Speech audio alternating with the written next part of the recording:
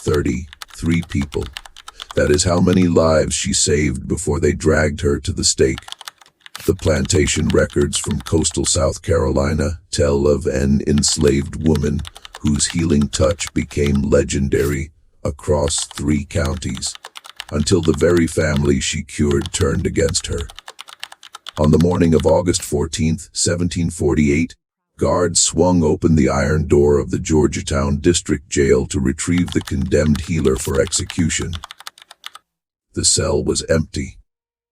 No broken locks, no tunnel, no accomplice, just gone. Local magistrates ordered the incident erased from official records. For nearly 3 centuries, her story remained buried in sealed church archives and private family journals. Tonight, you will hear what really happened to the woman they called a witch, and why her disappearance terrified an entire community more than any execution ever could. Before we continue with the story of the healer who vanished from a locked cell, if you are fascinated by mysteries that challenge everything we think we know about American history, hit that subscribe button and turn on notifications so you never miss stories like this. Tell me in the comments what state you are listening from. I love hearing where my audience discovers these forgotten tales. Now, let us step back to 1731, to a place where survival meant understanding the fine line between gift and curse. What the Georgetown magistrates could not erase, however, were the whispered accounts that survived in family Bibles, in the margins of ledgers, in letters tucked between pages of forgotten books. It is from these fragments that we piece together what truly happened. The settlement that would become Georgetown sat like a jewel along Winyah Bay, where 4 rivers converged to create one of the finest natural harbors on the Atlantic coast. By 1731, Rice had transformed the Lowcountry into a landscape of engineered waterways and vast plantations that stretched inland for miles. The humid air hung thick with mosquitoes and money, both equally relentless. The Fairmont plantation occupied nearly 800 acres of prime tidal land. Its rice fields were organized in a geometric pattern that would have impressed any European engineer. The main house, built of cypress and tabby, that distinctive mixture of oyster shells, sand, and lime, stood 2 stories tall with wide piazzas designed to catch the slightest breeze. Inside, imported furniture from England mixed with pieces crafted by skilled enslaved carpenters, whose names would never appear in any record book.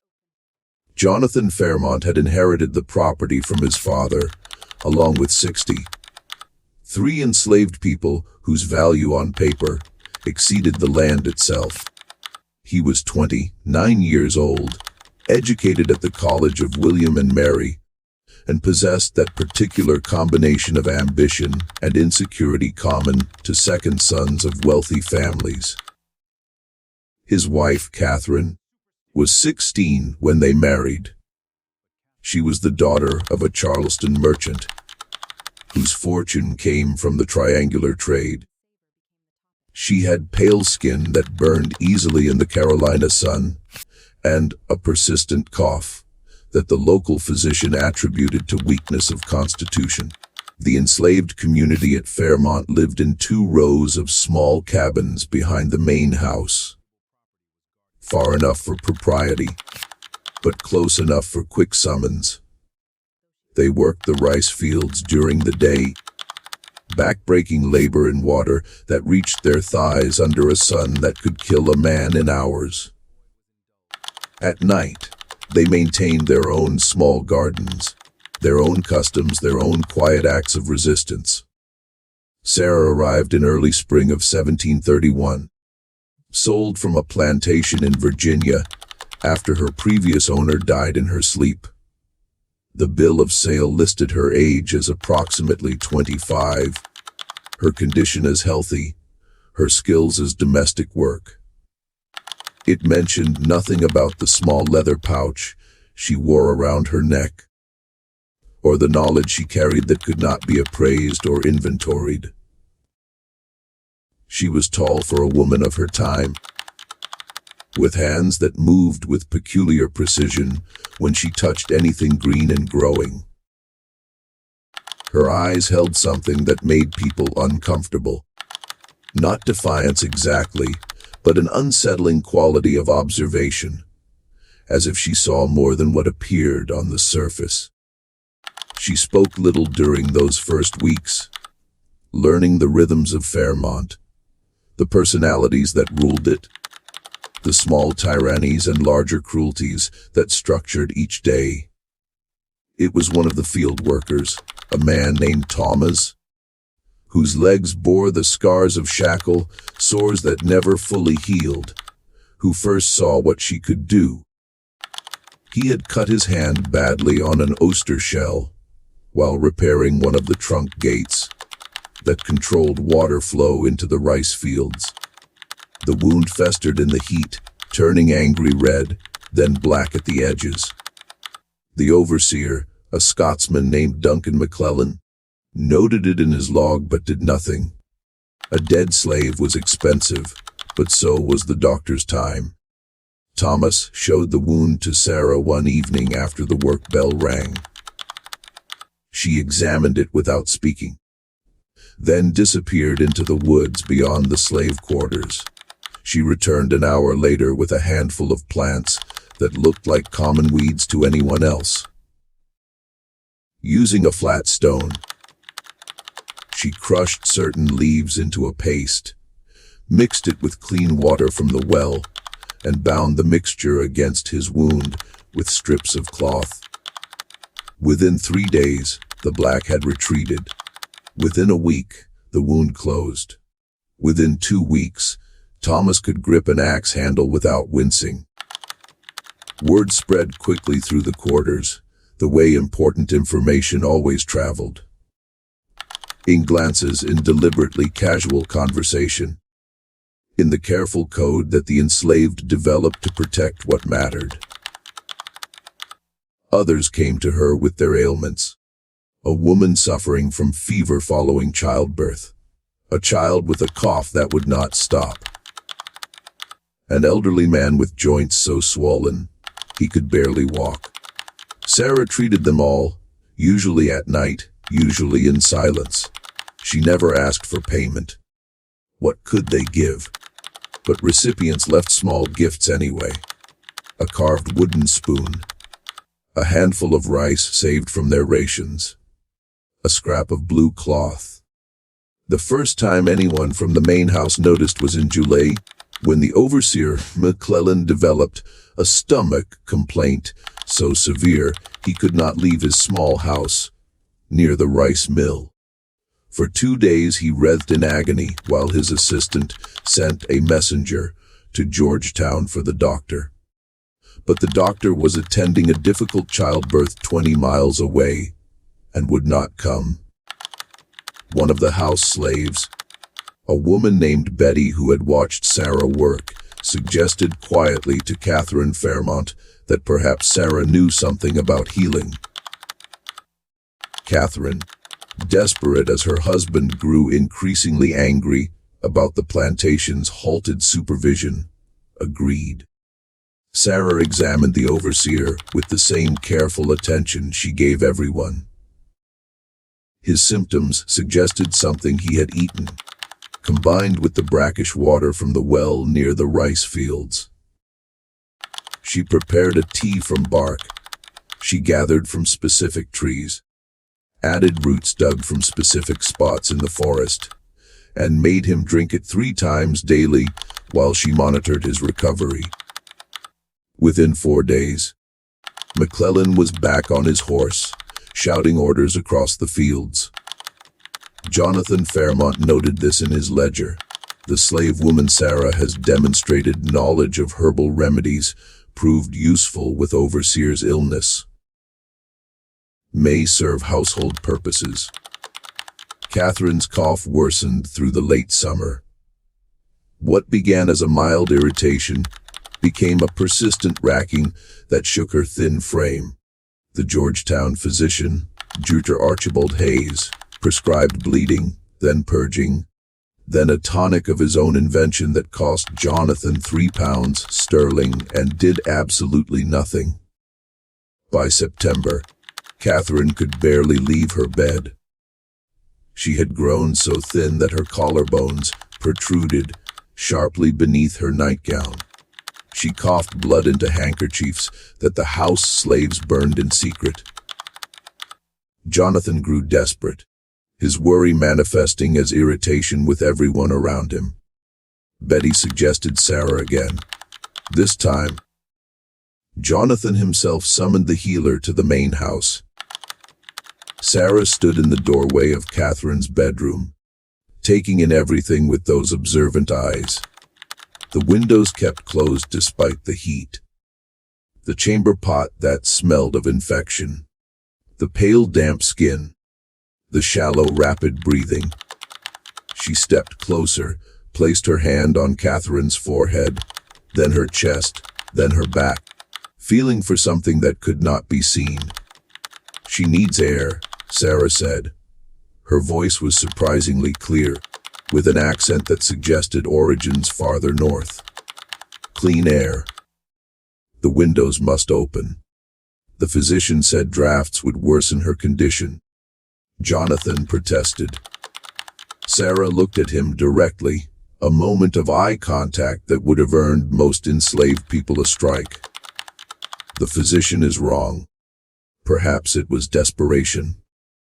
Perhaps something in Sarah's certainty. But Jonathan ordered the windows opened. Sarah returned that evening with bundles of plants wrapped in cloth.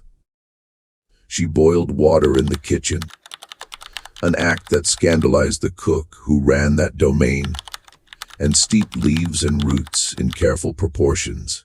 The resulting tea smelled of mint and something sharper, almost medicinal. She made Catherine drink it 3 times daily. She also mixed a paste that she instructed be rubbed on Catherine's chest and back before sleep. Most importantly, she insisted Catherine sit outside on the piazza for 2 hours each morning and evening, breathing the river air. Dr. Hayes, when he learned of this treatment, pronounced it dangerous superstition and warned Jonathan that he was risking his wife's life by allowing a slave's ministrations. But Catherine was dying under Hayes's care. So Jonathan continued Sarah's regimen. 3 weeks later, Catherine walked downstairs to dinner.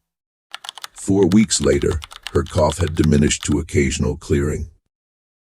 6 weeks later, she asked for her sewing basket, a sure sign of returning strength.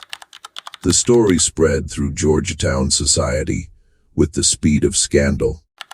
The Fairmont slave who had saved Catherine's life became a topic of parlor conversation. Other plantation families began sending for her, always carefully, always with the proper permissions negotiated between owners, because a skilled slave's time was valuable property. Sarah treated Rebecca Thornton's infant son when he developed a fever that 3 doctors could not break. She cured Samuel Hartwell's persistent headaches that had plagued him for years. She helped Ann Colleton's elderly mother when nobody believed the woman would survive the winter. She treated infected wounds, delivered babies, eased the pain of those dying from ailments nobody could cure, and turned away no one who came to her with genuine need. The enslaved community watched this development with mixed feelings.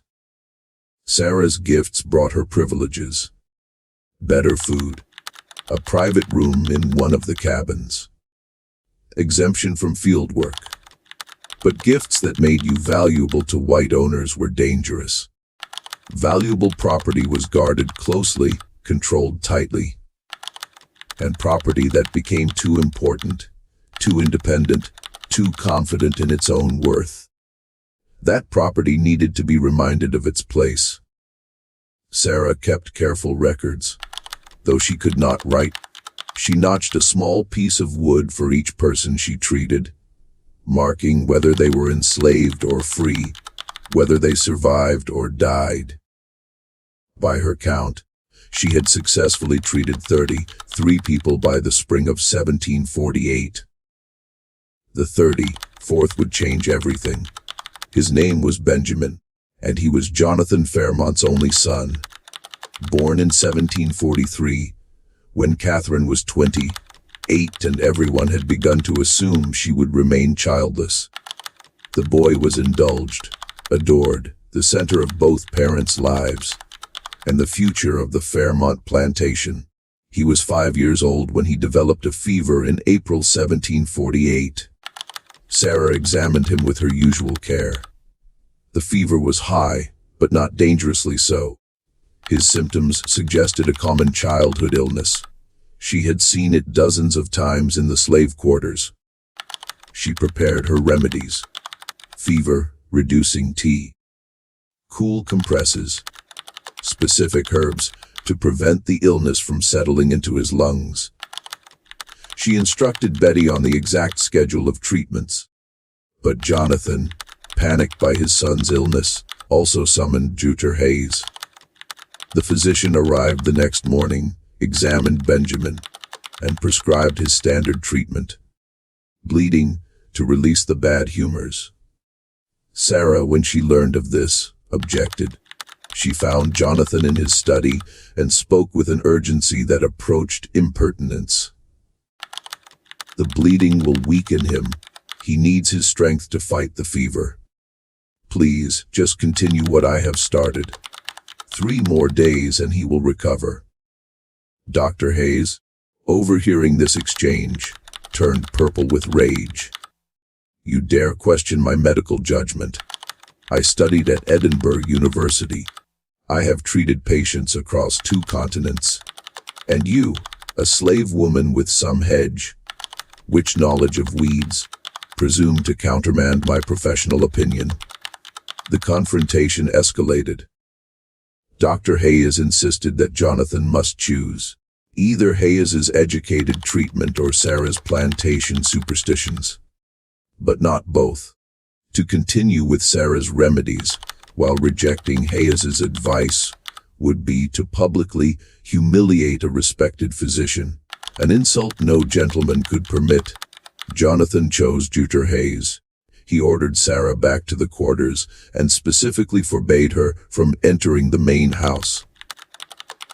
Dr. Hayes bludgeoned Benjamin twice over the next 2 days. The boy grew weaker, his fever spiking higher. On the 3rd day, he developed a rash that Hayes interpreted as evidence the bad humors were being expelled. On the 4th day, Benjamin could not keep down water. On the 5th day he died. Catherine's screams could be heard across the plantation.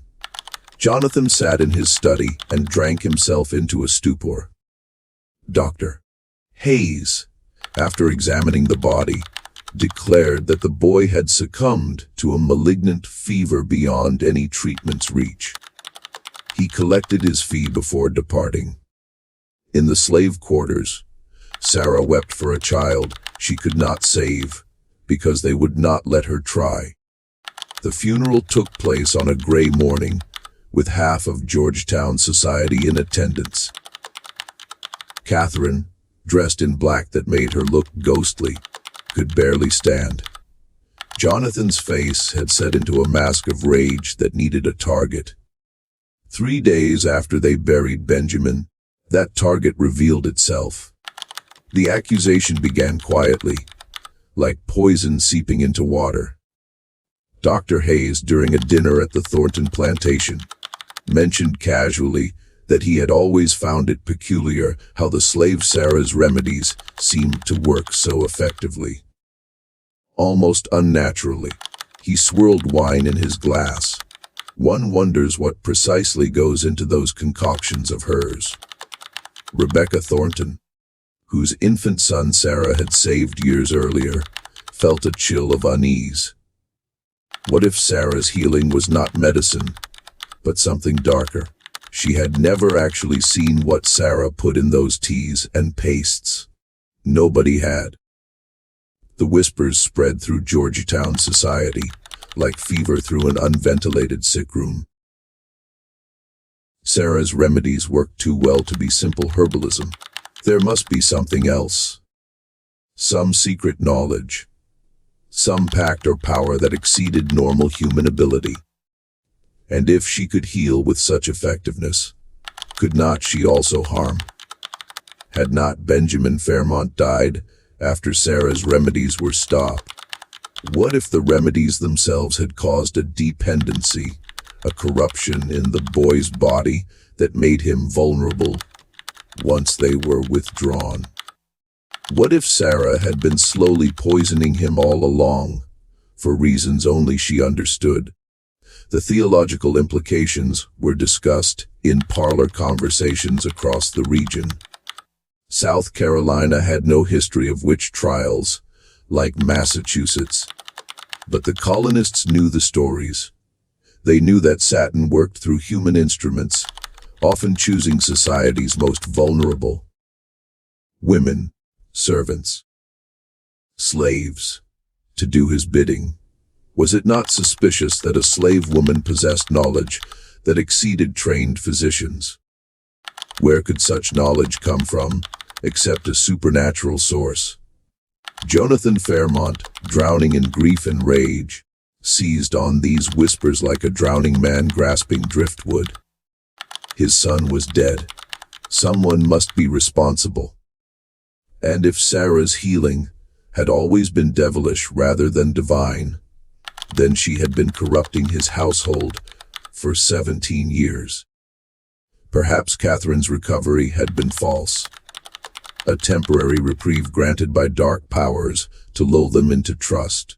Perhaps every cure she had performed had extracted some spiritual price that would eventually be collected. On May 3rd, 1748, Jonathan filed a formal complaint with the Georgetown magistrate, accusing Sarah of practicing witchcraft, of using diabolical arts and poisonous substances to achieve her cures, and of deliberately causing his son's death through supernatural means. The charge was legally absurd. South Carolina had no witchcraft statutes, and the colonial government generally discouraged such prosecutions as primitive superstition. But the magistrate, a wealthy planter himself, who had lost 2 slaves to mysterious illnesses the previous year, agreed to investigate. Sarah was arrested on May 5th.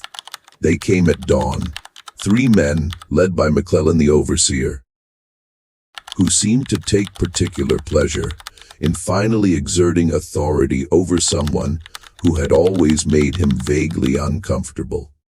They found her in her cabin, awake. She always rose before dawn, grinding herbs with her stone pestle.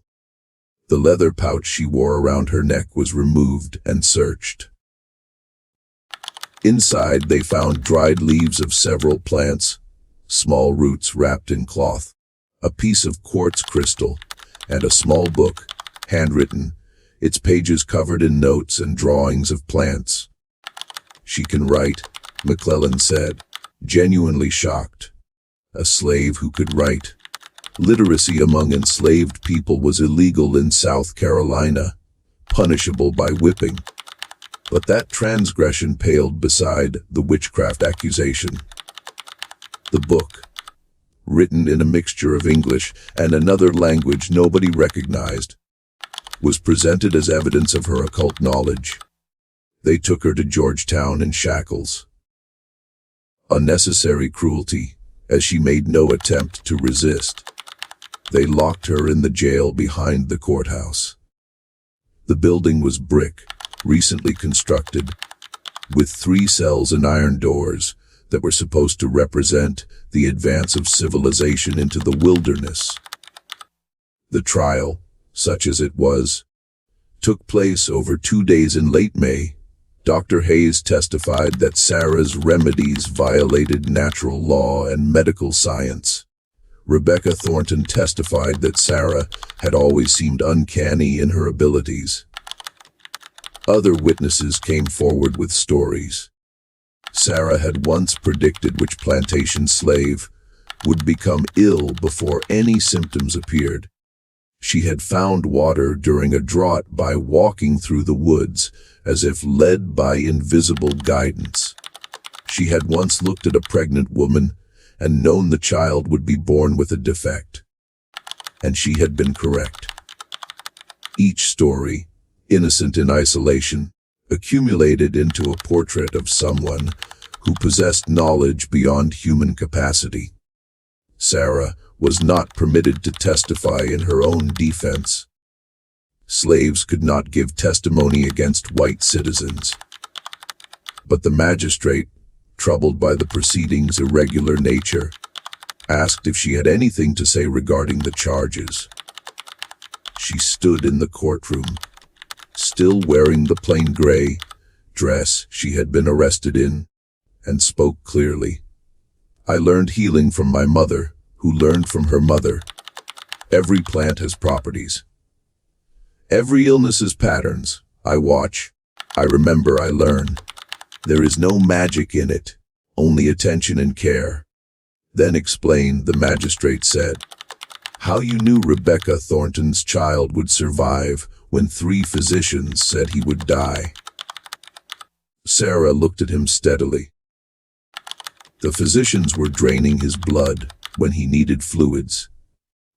They were closing the windows when he needed air. They were treating their theories instead of watching the actual child. I watched. I saw. I acted. The child lived because I paid attention to what was real instead of what I had been taught." The courtroom murmured at this near insolence. The magistrate frowned. Dr. Hayes looked furious. The verdict came quickly. Guilty of practicing witchcraft and causing death through supernatural means.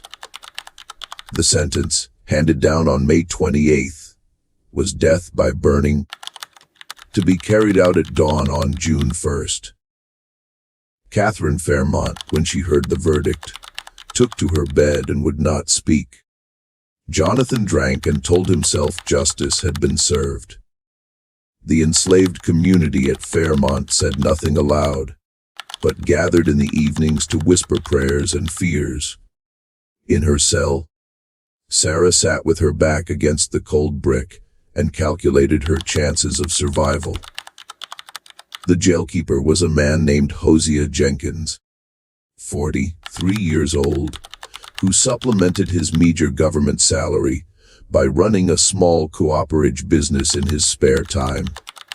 He was not a cruel man by nature, but neither was he particularly compassionate. Prisoners were prisoners, and his job was to keep them locked up until the law decided otherwise. Sarah was his only current prisoner. Georgetown was small enough that serious crime remained rare. He brought her food twice daily. Corn mush in the morning, rice and beans in the evening, water when she asked. He rarely spoke to her except to announce when he was opening the cell door. But on the evening of May 29th, 2 days before her scheduled execution, Jenkins found Sarah sitting cross-legged in her cell, eyes closed, lips moving in what might have been prayer, or might have been something else. When he set down her food, she opened her eyes and looked at him. "Your daughter suffers from headaches," she said. Jenkins froze. His daughter Martha, aged 11, did indeed suffer from terrible headaches that left her bedridden for days at a time. But he had told no one in Georgetown about this. It was family business, private. And besides, who could help? "How do you know about Martha?" he asked. "You have lines around your eyes that come from worry, not age. You carry the smell of feverfew. You have been trying to treat someone with it. But feverfew alone will not help if the headaches come from pressure in the skull. You need willow bark tea mixed with feverfew, given at the onset of pain, not after it is established. And she should sleep with her head elevated on 2 pillows instead of 1. Jenkins stared at her. You are about to burn for witchcraft, and you are giving me medical advice. I am about to burn for healing people. Sarah corrected. There is a difference. That night, Jenkins went home and prepared the tea exactly as Sarah described. When Martha's headache began the next morning, he could always tell by how she squinted at the light. He gave her the tea and elevated her head. Within an hour, the pain receded instead of building. By afternoon, Martha was up and playing with her younger brothers. Jenkins sat in his small house that evening and wrestled with his conscience. The law said Sarah would burn. The court had decided. But the law had also said that healing his daughter's pain was witchcraft. And if that was witchcraft, then the law itself was sick. He made a decision that would cost him everything. On the evening of May 30, first after darkness fell, Jenkins visited Sarah's cell. I am going to unlock this door, he said quietly. In 10 minutes, I will be in my office facing away from the cells, examining ledgers that require my complete attention. What happens after that is between you and God. Sarah stood. They will know you helped. They will suspect. They will not prove. I am a free man. They cannot torture a confession out of me, and I will have a plausible story about falling asleep at my desk. He paused. My Martha is 11 years old. Before you treated her headaches, she spent half her life in pain. That is worth my job. Maybe worth more. Where should I go? North. Follow the river inland away from the plantations. There are places in the backcountry where nobody asks questions, where people need healing and do not care where it comes from. You will find help if you are careful. He handed her a small bundle. Food, a knife, flint. It is all I can spare. Just when we thought the story would end at the stake, one man's conscience changed everything. If you are gripped by this tale of courage and impossible choices, show your support by hitting that like button and sharing this video with someone who loves true historical mysteries. Drop a comment with your theory. Do you think Sarah made it to freedom, or did they catch her before dawn? Let us find out what happened next together. At midnight on June 1st, Sarah walked out of her cell. She moved through the darkened jail like smoke, making no sound. Jenkins sat at his desk, his back to the cells, his hands trembling slightly as he pretended to review supply ledgers by candlelight. She paused at his door. Thank you, she said softly. He did not turn around. Go. Sarah disappeared into the Carolina night. Dawn came precisely at 5547 a.m. on June 1st, 1748. The execution was scheduled for 6 a.m., giving the condemned time for final prayers. When Jenkins arrived at the cell to escort Sarah to the stake that had been prepared in the courthouse square, he performed his role with convincing shock and alarm. She is gone. The prisoner has escaped.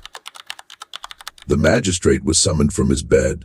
Jonathan Fairmont arrived within 20 minutes, still buttoning his coat. Dr. Hayes came to observe and provide medical expertise should anyone be injured during the search. Half of Georgetown's free population gathered to witness the scandal. The cell was examined thoroughly. The lock showed no signs of tampering because it had been opened with a key. The iron door hung properly on its hinges.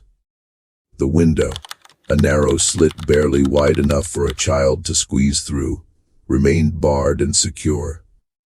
There was no tunnel, no loosened stones, no hidden passage. She simply vanished. Someone whispered it, and the word spread through the crowd like wind through dry grass. Vanished. Like smoke. Like a demon summoned back to hell. A search party was organized immediately. McClellan, who prided himself on tracking skills learned from Indian traders, led 12 men into the woods north of Georgetown. They found no tracks, no broken branches, no sign of passage. It was as if Sarah had simply ceased to exist the moment she left the cell.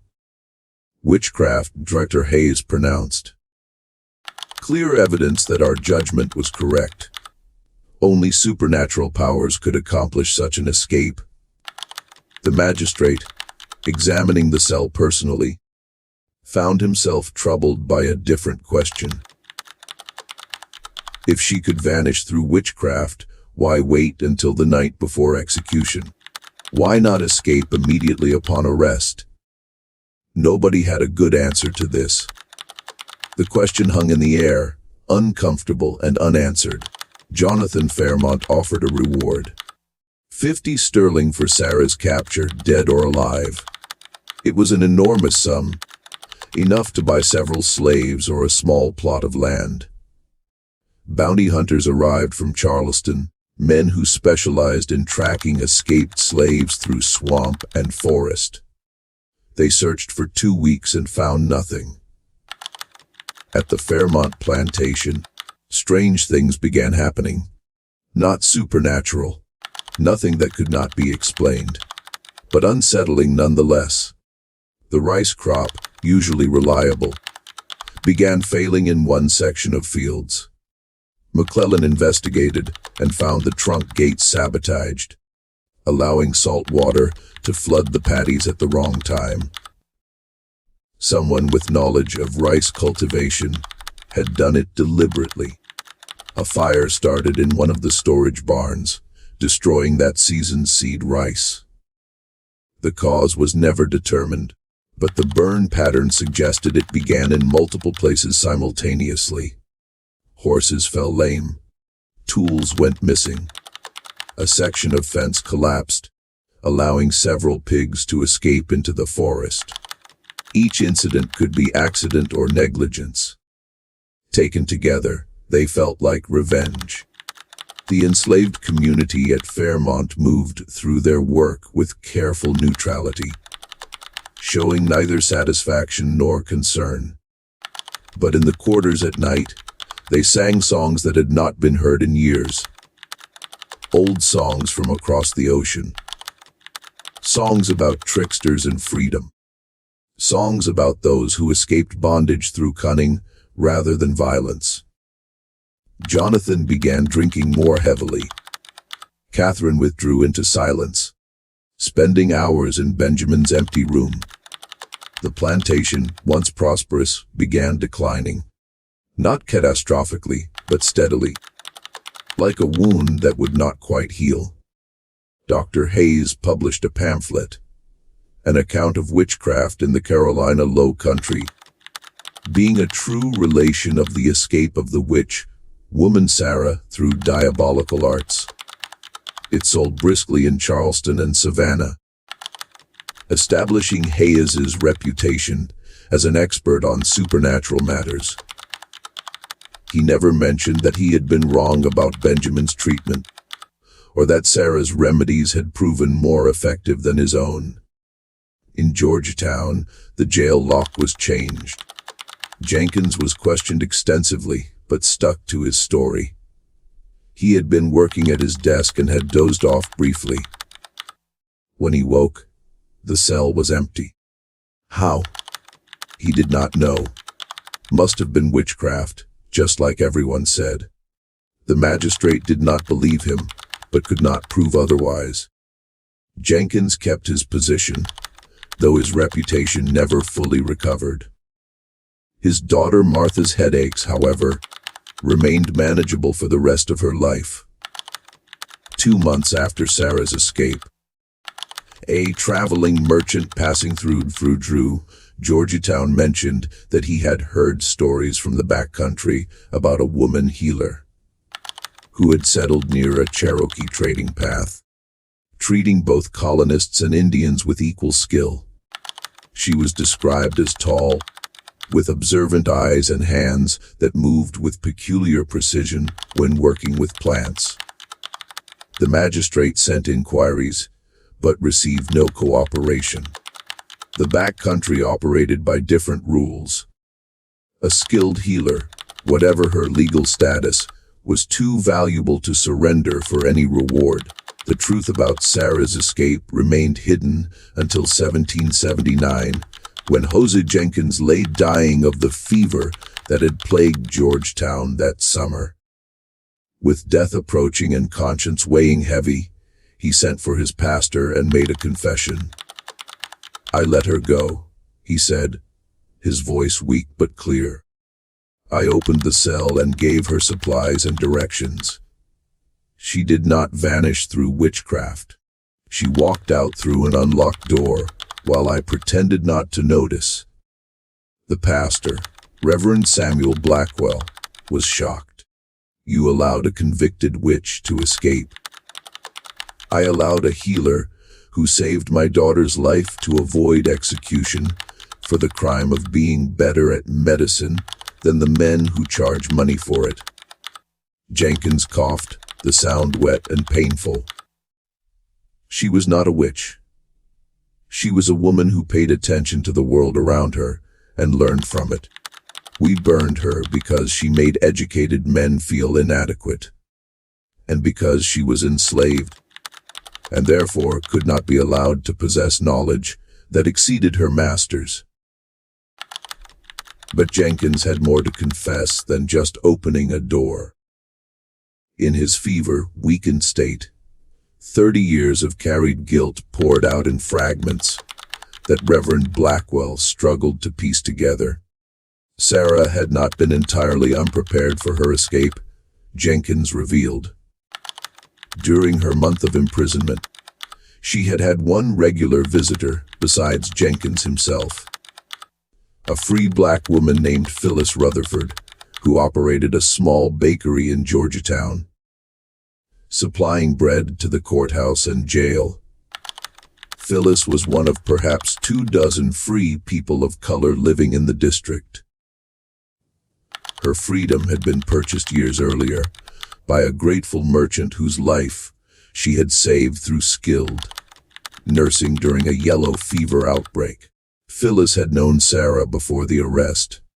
Years earlier, Sarah had helped Phyllis's sister through a difficult childbirth at one of the neighboring plantations. The baby had been breech, and the white midwife had given up, declaring both mother and child lost. Sarah had been summoned as a last resort. Through careful manipulation and patience that lasted 8 hours, she turned the baby and delivered him alive. The mother survived. Phyllis never forgot. When Sarah was arrested, Phyllis began visiting the jail under the pretense of delivering fresh bread, an unnecessary luxury that she claimed was Christian charity for the condemned. She would sit outside Sarah's cell and read scripture aloud, as was considered proper. But within those scripture readings, she embedded information: names of safe houses, descriptions of landmarks along escape routes, warnings about which roads had patrol stations. Jenkins had known about these communications but chose ignorance. His role was to keep prisoners locked up, not to monitor every word spoken through the bars. When he made the decision to unlock Sarah's cell, he knew she would not be walking into complete darkness. Phyllis had already mapped the path. But there was more. In the 2 days between Sarah's escape and Jenkins's official discovery of the empty cell, a conspiracy of silence had operated across Georgetown that nobody ever fully acknowledged. The night watchman. who should have been patrolling near the jail, reported seeing nothing unusual. The merchant whose stable backed up to the jail property did not notice when someone took one of his horses. A mare with a gentle temperament, gone for 3 days and then mysteriously returned. The ferryman at the river crossing north of town somehow failed to notice a tall woman crossing just before dawn. "We were not all heartless," Jenkins whispered. "Some of us knew the trial was wrong. We could not stop it." The magistrate had decided. Dr. Hayes had testified. Jonathan Fairmont wanted blood. But we could choose not to see certain things. We could choose to be looking the wrong direction at the right moment. Reverend Blackwell asked the question that would haunt him. How many others were involved? Jenkins's answer was both specific and vague. Count the people in Georgetown whose lives she saved.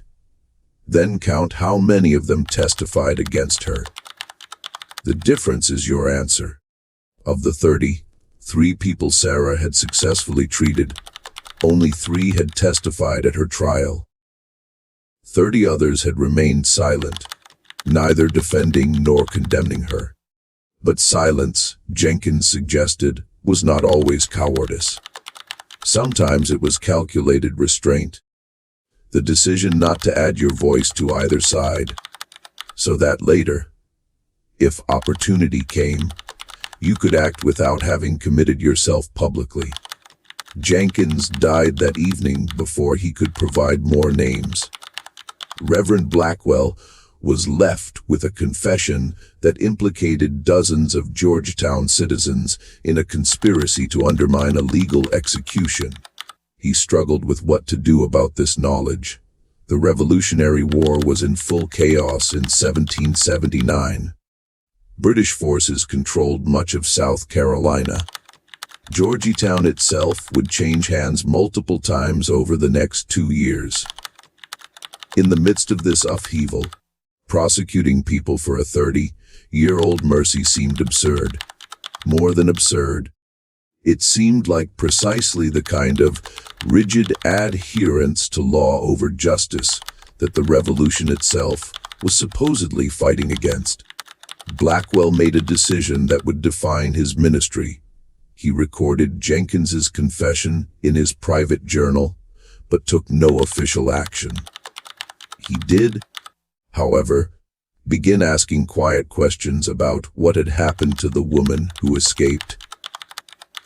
This investigation led him to Phyllis Rutherford, now in her 60s, and still operating her bakery despite the war's disruptions.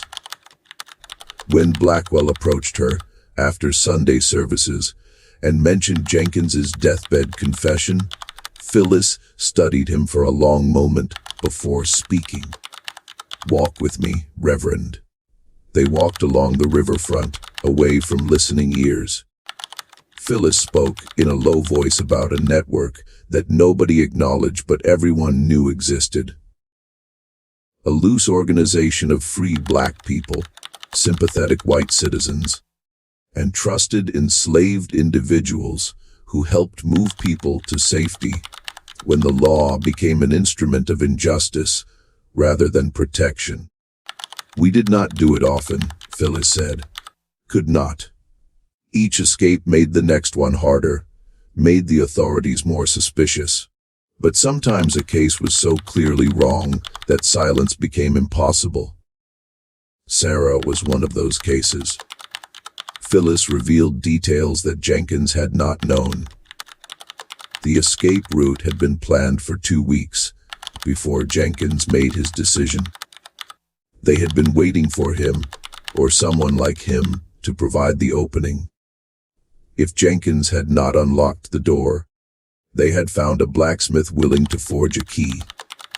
If that failed, they had identified a weak point in the jail's brick wall that could be breached with tools in time. One way or another, Sarah would not have burned. "You have to understand," Phyllis said. "By 1748, We had all seen what happened when knowledge met fear. Sarah's crime was not witchcraft. It was competence. She made educated white men look incompetent. And worse, she did it while enslaved. That combination could not be tolerated. If they had burned her, what message would that send? That any enslaved person with skills exceeding their station could be executed on supernatural charges. We could not allow that precedent. Reverend Blackwell asked the question that mattered most. Did she survive? Did she make it to freedom? Phyllis smiled but did not answer directly. I received a letter once, years after the escape. It came through Charleston, passed hand to hand until it reached me. No signature, no return address. But I knew the hand that wrote it. I had seen Sarah's plant drawings, and the handwriting matched. The letter thanked me for the scripture readings that summer. Said she had found the passages particularly illuminating. That was all. But it was enough. The existence of this letter was significant. If Sarah had survived to write it, she had not only reached safety, but had maintained her literacy. A dangerous thing for any black person in the South, enslaved or free, and evidence of remarkable determination. She had also maintained connections, knew who could be trusted to carry messages across state lines without asking too many questions. Reverend Blackwell pressed for more details about Sarah's destination, her life after escape. Phyllis shook her head. That knowledge died with the people who had it. Safer that way. The less any one person knows, the less they can reveal under pressure. She paused. But I heard stories over the years. Rumors from travelers. Talk of a black medicine woman in the backcountry who treated everyone equally. Cherokee, Creek, white settlers, escaped slaves, freed black families. Some said she had married a Cherokee trader. Others claimed she lived alone, independent, beholden to no one. The stories contradicted each other, which probably means at least some were true. Before they parted, Phyllis asked Blackwell what he intended to do with Jenkins's confession. The Reverend was honest. He did not know. Phyllis offered advice. The war will end eventually. When it does, we will build something new. Or try to. That new country will need to decide what kind of justice it wants. The old kind, where law protects power and property above all else. Or something better. Your journal, Reverend. With Jenkins's confession and this conversation. Keep it. Someday someone will need to know that even in dark times, some people chose mercy over law. That will matter more than you think. Reverend Blackwell took her advice. His journal remained in his family's possession. A private document recording the moral complexities that official histories preferred to ignore. But the ripples of Sarah's case extended beyond Georgetown. In the years following her escape, South Carolina saw a notable decline in witchcraft accusations.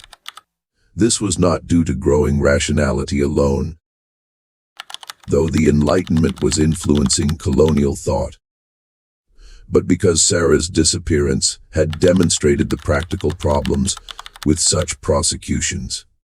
If accused witches could escape through supernatural means, what was the point of trials? And if they escaped through human aid, as some suspected, then the social consensus needed for executions was clearly lacking. Dr. Hayes's pamphlet about Sarah's case, published in 1749, had actually worked against its author's intentions. Rather than establishing Hayes as an expert on supernatural matters, it made him look credulous and superstitious.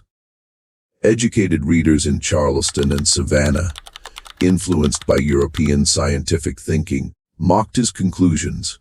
One satirical response, published in the South Carolina Gazette in 1750, suggested that perhaps Judah Hayes's medical treatments were the real witchcraft, given how many patients survived by avoiding his care.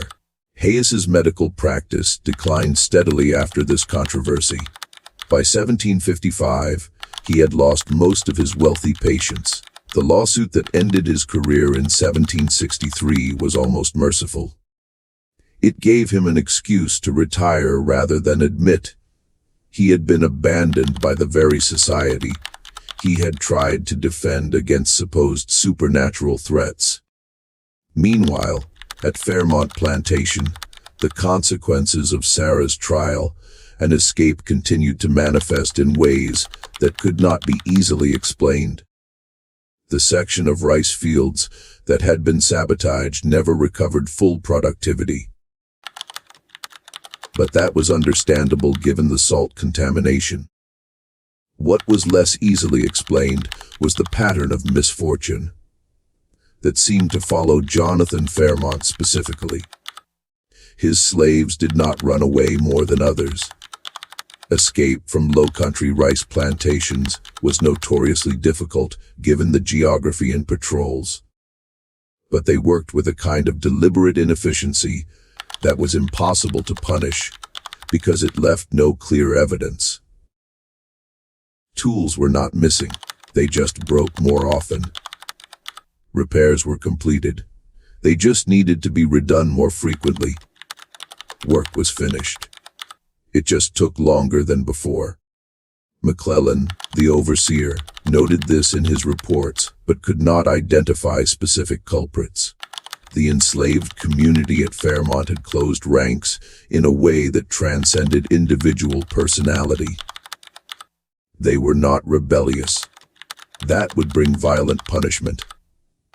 They were simply less enthusiastic, less invested in the plantation's success, and in an economy that depended on enslaved people caring enough about their work to do it well. This quiet disengagement was devastating. Jonathan tried increasing punishments, then tried reducing them. He tried offering incentives, then tried rotating work assignments. Nothing changed the fundamental dynamic. His slaves would work exactly as hard as necessary to avoid punishment, and not a fraction more. Catherine, for her part, never recovered from Benjamin's death. She had initially blamed Sarah. That was easier than blaming her husband for choosing Gertrude Hayes over effective treatment. But as months became years, she could not maintain the delusion. Benjamin had been dying under Hayes's care, improving under Sarah's. Her son's death was the price of social convention, of deference to credentialed authority over practical results. She began having dreams, not supernatural visions, just the ordinary nightmares of grief and guilt. Nightmares in which Benjamin lived, because she had had the courage to defy Jonathan and Gertrude Hayes, to insist that Sarah continue treatment, regardless of social consequences. She would wake crying, knowing that maternal instinct had been right and social propriety had been fatal.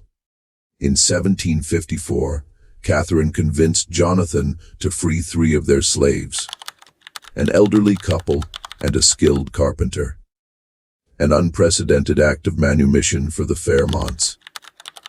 Jonathan agreed partly to please his increasingly fragile wife, partly because the slaves in question were past prime working age, and partly because some desperate part of him hoped that demonstrating mercy might lift the atmosphere of quiet condemnation that had settled over his property. It did not help. The remaining enslaved people at Fairmont acknowledged the manumissions with the same careful neutrality they applied to everything. They were not impressed by mercy that came 8 years late and benefited people already too old for hard labor. The final piece of Sarah's story emerged from multiple sources over many decades, each adding fragments to a picture that would never be complete, but could at least approach truth. The first substantial information came from the Cherokee oral history that a missionary recorded in 1802. But there was more to the account than the missionary included in his official report. In private conversation, the Cherokee elder provided details he considered too sensitive for public record. Sarah, who had renamed herself Rachel, arrived in Cherokee territory in the late summer of 1748, carried by a network of guides who moved her from safe house to safe house along routes used for trading and communication. She was exhausted, traumatized, and determined never to be property again. The Cherokee had complex relationships with escaped slaves. Some tribes returned runaways for reward money. Others offered shelter, recognizing kindred spirits, people fleeing white authority. The decision usually depended on individual circumstances and the usefulness of the person seeking refuge.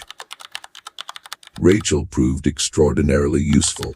Within weeks of arrival, she treated a respected elder's chronic joint pain with techniques that Cherokee healers acknowledged worked better than their traditional approaches. She learned Cherokee medical practices in exchange for teaching her own knowledge, a genuine trade between equals that she had never experienced in colonial society. She wept the first time someone asked her opinion, rather than ordered her action. We did not understand why until she explained what her life had been before. The elder told the missionary. Then we understood that what we considered normal human respect was something she had been denied for most of her existence. Rachel lived among the Cherokee for about 5 years, from 1748 to approximately 1753. During this time, she married, not a Cherokee man, as some rumors suggested, but another refugee, a mixed-race trader named William Crawford, who had been fleeing debt charges and discrimination from white settlements. Their marriage was never legally recognized by colonial authorities. But within the Cherokee community and the loose network of backcountry settlers who did not ask too many questions, they were simply William and Rachel, a married couple who kept to themselves and helped their neighbors. They had no children. Whether by choice, circumstance, or biological inability, the records do not say. But Rachel helped deliver dozens of children in the backcountry, both Cherokee and settler. Her reputation spread across territories that had no newspapers or official communication networks. Spread by the oldest form of advertising, grateful parents telling their friends about the woman who had saved their babies. In 1753, William died in a hunting accident. A genuine accident. Nothing suspicious, just the everyday dangers of backcountry life. Rachel buried him on a hillside he had loved, beneath an oak tree they had planted together the year they married. She chose to stay in the area, rather than return to Cherokee territory, building a small cabin on unclaimed land that nobody bothered to dispute because it was too far from anything valuable. For the next 11 years, until her death in 1760, Rachel operated as an independent medical practitioner in a region where independence was possible precisely because official authority rarely reached. She treated Cherokee families, white settlers, escaped slaves seeking refuge, free black families establishing farms, mixed race communities existing in legal gray areas, anyone who needed help and showed respect. She maintained her literacy, carefully recording treatments and observations in the notebook that would later surface in 1856. The notebook reveals a mind that never stopped learning, never stopped refining techniques, never stopped questioning why remedies worked or did not. She experimented with different preparation methods for the same plants, documented seasonal variations in effectiveness, noted which treatments worked better for children than adults, recorded the warning signs that suggested when conventional remedies would not be enough. The notebook also contained personal observations that revealed Rachel's psychological state. One entry from 1758 read, "Treated white settler family today. Father called me ma'am and paid in smoked venison. Such simple respect still surprises me. I have been free for 10 years, yet I still expect orders and blows. I wonder if this expectation ever fully disappears, or if trauma carves permanent channels in the mind that freedom cannot entirely erase." Another entry, undated but presumably from the early 1760s, read, "Reflected today on the 33 lives I saved before they called me witch. I have saved at least 200 more since then, probably more that I have lost count of. The difference is that now people thank me instead of fearing me. The medicine has not changed. My knowledge has not changed. Only my legal status and the color of my patient's desperation has changed. This tells me everything I need to know about which was real, the crime they accused me of or the crime they committed against me." The account of Rachel's death was both tragic and fitting. In February 1764, one of the worst winters in Carolina memory, a woman in a settlement 2 days' walk from Rachel's cabin went into premature labor. The husband arrived at Rachel's door during a blizzard begging for help. Rachel, now approximately 60 years old, gathered her supplies and went. The journey took 8 hours through snow that reached their knees. By the time they arrived, the woman was in crisis. Rachel worked through the night, managing a complicated delivery that should have killed both mother and child. Through skill, experience, and determination that transcended physical exhaustion, she delivered a healthy baby girl just before dawn. The mother survived. The baby survived.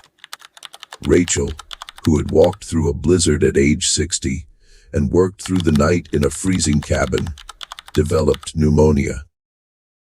She died 4 days later. Her last words, reportedly, were, "The baby lives. That is what matters." The Cherokee community and the scattered backcountry settlers who had known her pooled resources to give her a proper burial. They laid her to rest on the hillside she had chosen, next to William, beneath the oak tree. Over 100 people attended: Cherokee, white settlers, free black families, and several people who had clearly been enslaved but were visiting relatives for the weekend. A transparent fiction that everyone politely accepted. One of these visitors was a young man named Isaac, who traveled from a plantation near Charleston. In a letter he later wrote to his brother, a letter that was preserved in a collection of African American correspondence and rediscovered in 1934. Isaac described attending Rachel's funeral and hearing stories about her life. "They say she was born enslaved," Isaac wrote. "They say she was nearly burned for healing people. They say she escaped and lived free for 16 years, healing hundreds more. I do not know if all these stories are true, but I stood by her grave and saw people of 3 different colors weeping together. And I thought, if this woman could earn such respect from such different people, then surely the world is capable of more justice than we currently see. Her grave gives me hope, brother. If she could escape and live free, perhaps others can too. Perhaps someday all of us can. This letter, along with the Cherokee account and Rachel's recovered notebook, formed the core evidence that historian Margaret Hensley used in her 1926 dissertation. But Hensley's research uncovered additional pieces that deepened the picture. Hensley discovered, for instance, that Phyllis Rutherford's bakery in Georgetown had operated continuously until 1802, when Phyllis died at age 87. In her will, Phyllis left a sum of money, surprisingly large for a free black woman of her era, to establish a fund for the medical education of deserving persons, regardless of their status or color. The fund was never actually implemented, blocked by legal challenges from white citizens who objected to using money for black education. But the intention was clear. Phyllis had spent decades saving money to create what Sarah had represented: access to medical knowledge for people systematically excluded from it. Hensley also tracked down descendants of Hosea Jenkins and interviewed his great-granddaughter in 1924. The family had preserved not just Jenkins's memory as the jailkeeper who let the witch escape, but also a more complex understanding of his motivations. Jenkins's daughter Martha, whose headache Sarah had cured, lived until 1809. She had told her own children and grandchildren about Sarah, ensuring that the family memory preserved the healer rather than the witch. Great-grandmother Martha said Sarah was not magic. Jenkins's descendant told Hensley. She said Sarah just paid attention to things that doctors ignored. She said Sarah looked at her, really looked, and asked questions about when the headaches came. What made them worse? What made them better? Nobody had ever asked her those questions before. The doctors just bled her and charged money. Sarah listened and helped. That was her crime, apparently. Being too good at noticing. Perhaps most significantly, Hensley discovered evidence that Sarah's medical techniques had spread far beyond the backcountry where Rachel had practiced. In plantation records, family journals, and medical accounts from across the South, Hensley found recurring references to enslaved healers using techniques that matched Sarah's methods. Techniques that were notably more effective than contemporary medical practice. This suggested that Sarah had not been unique. She had been part of a broader tradition of African and African-American medical knowledge that enslaved communities preserved and transmitted despite systematic efforts to suppress it. Her trial and escape had simply made her visible in a way that threatened white authority. The leather pouch taken from Sarah during her arrest, the one that had been stored in the Georgetown courthouse until the building burned in 1779, had actually been retrieved before the fire. Hensley discovered a reference to it in a 1777 estate inventory.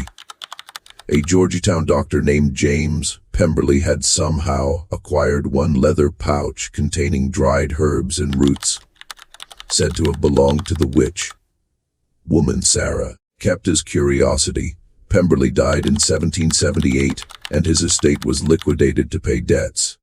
The pouch was purchased by a medical student from Charleston who was fascinated by folk remedies. That student, William Drayton, became a physician who incorporated some of what he had learned from studying Sarah's herbs into his own practice. In his personal journal, Drayton wrote, examined the contents of the so-called witch's pouch today, found specimens of willow bark, feverfew, and several other botanicals. tested their properties, and found them remarkably effective for various ailments.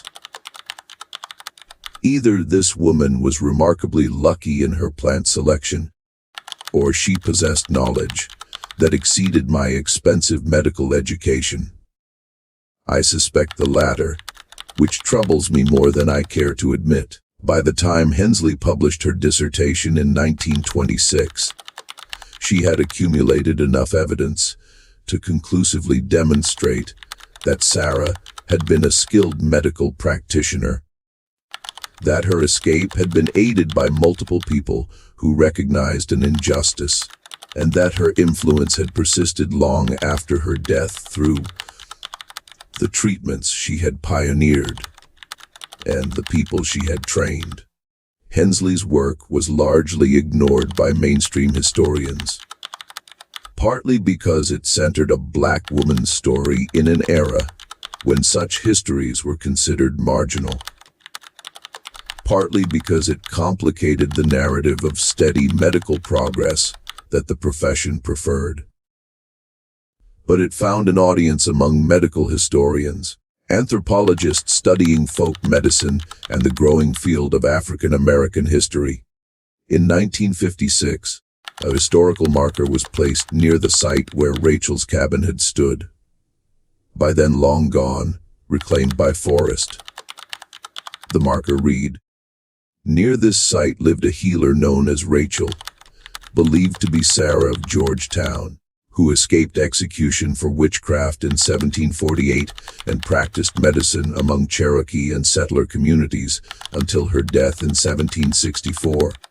She represents the many black healers whose knowledge preserved lives and challenged authority in early America." The marker lasted until 1965, when vandals destroyed it.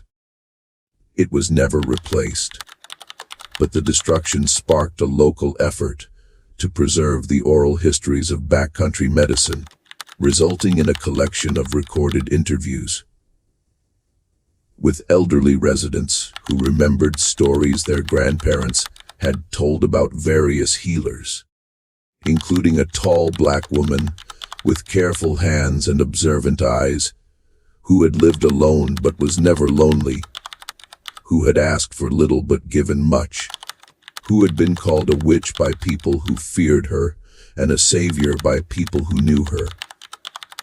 In Georgetown itself, the story of Sarah evolved over centuries. By the 1820s, she had become a campfire story, a witch who escaped through magic, a cautionary tale about dabbling in dark arts. By the 1920s, she had been largely forgotten, a footnote in local histories. By the 1980s, after Hensley's research had slowly percolated through academic circles and into public consciousness, she had been reclaimed as a symbol of resistance and knowledge persisting against oppression.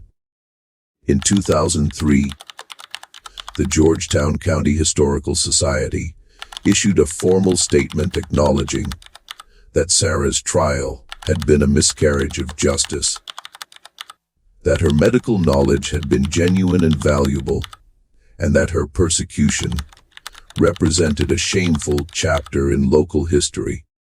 The statement stopped short of an official apology. Authorities in 2003 could not apologize for actions taken by different authorities in 1748, but it represented a shift in how the community understood its own past. What do you think of Sarah's story? Do you believe justice was ever truly served? Or did she simply survive an injustice that was never properly addressed? The question of whether mercy is enough when justice fails remains relevant today. Leave your thoughts in the comments below. I am genuinely curious how this story resonates with you. If this tale of courage, knowledge, and survival moved you, share it with someone who needs to hear about historical figures who refuse to be erased.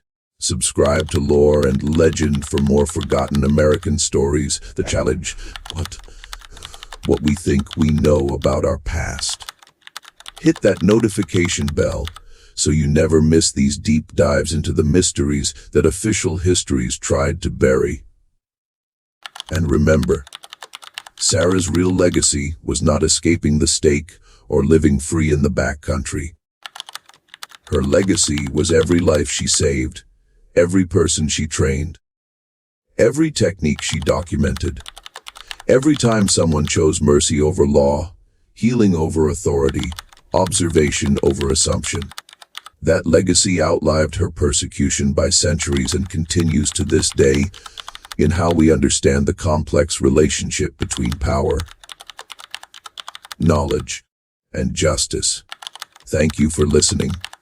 I will see you in the next video, where we will uncover another story from America's shadows that deserves to be brought into the light.